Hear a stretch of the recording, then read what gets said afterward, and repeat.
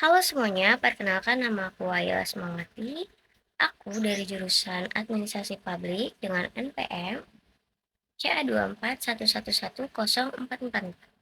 Nah, teman-teman, di sini aku akan membahas tentang analisis kasus paradoks digitalisasi dan ketimpangan dalam partisipasi di Kota Nusantara Cerdas. Oke, next video.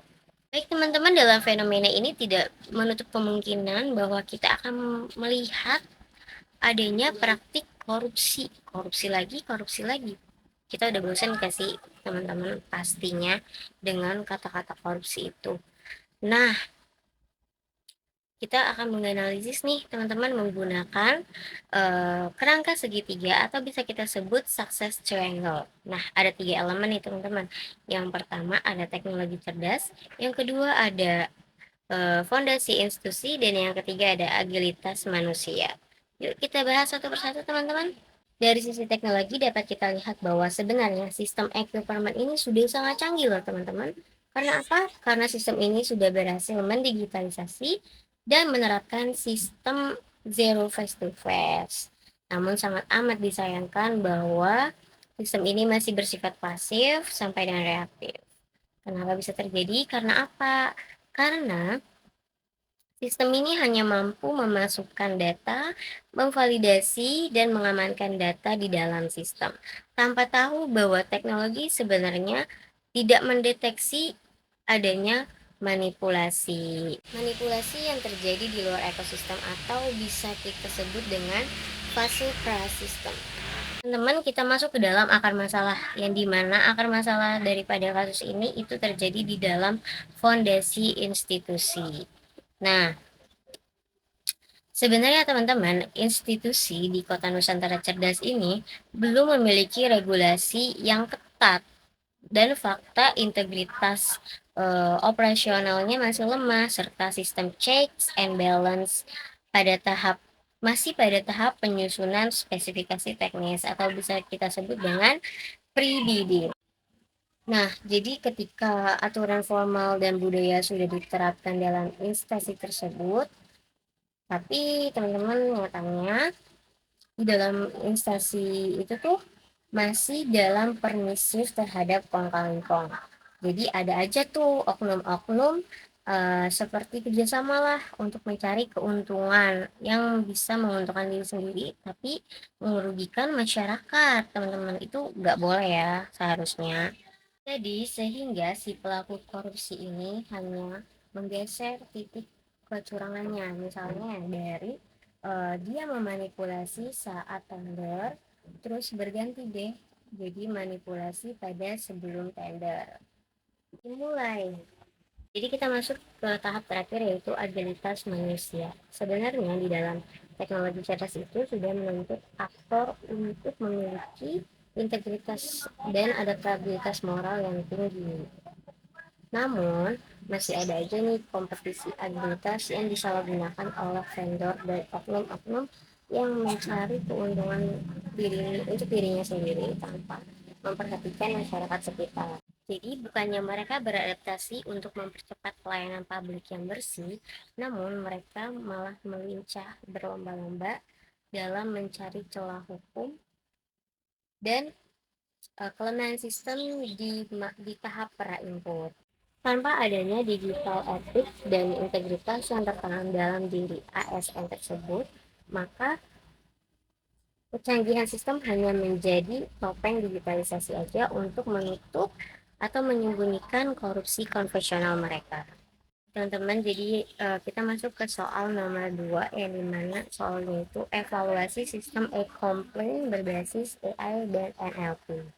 Nah, kalau dari kasusnya, kita dapat melihat bahwa si warga ini, respon warga terhadap ini tuh anjlok karena AI yang kaku dan responsivitas serta kepercayaan publik yang menurun. Kenapa itu bisa terjadi?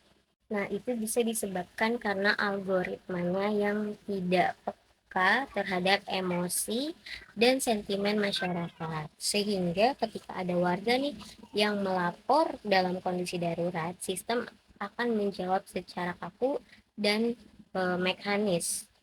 Hal seharusnya pelayanan publik itu bersifat empati. Jadi jika si sistem atau bisa kita sebut dengan AI ini menghapus aspek kemanusiaan, maka masyarakat akan merasa tidak didengar dan akhirnya kepuasan dan kepercayaan publik kepada pemerintah akan menurun dan juga masyarakat akan berpikir bahwa sistem digitalisasi bukan solusi yang tepat untuk mereka. Oke, masuk ke nomor 3 yang dimana nomor 3 ini adalah merancang eh, metode pelayanan hibrida dengan user centered design atau pendekatan UCD. Nah, rancangan ini berfungsi untuk mengatasi masalah kesenjangan digital dalam multidimensi, yaitu infrastruktur, literasi, dan budaya. Oleh karena itu, eh, saya membuat dua rancangan. Yang pertama ada pojok pintar dan yang kedua ada voice to next WhatsApp.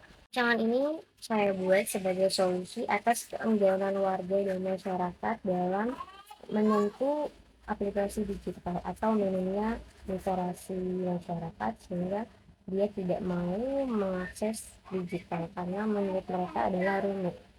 Nah, dengan itu rancangan ini saya kombinasikan dengan jalur fisik dan juga digital yang dimana warga bisa datang langsung ke pojok pintar untuk mendapat bantuan dari kader dalam melakukan pengisian data-data pada sistem digital tertentu tanpa harus repot-repot mengaksesnya sendiri sehingga mengakibatkan kebingungan.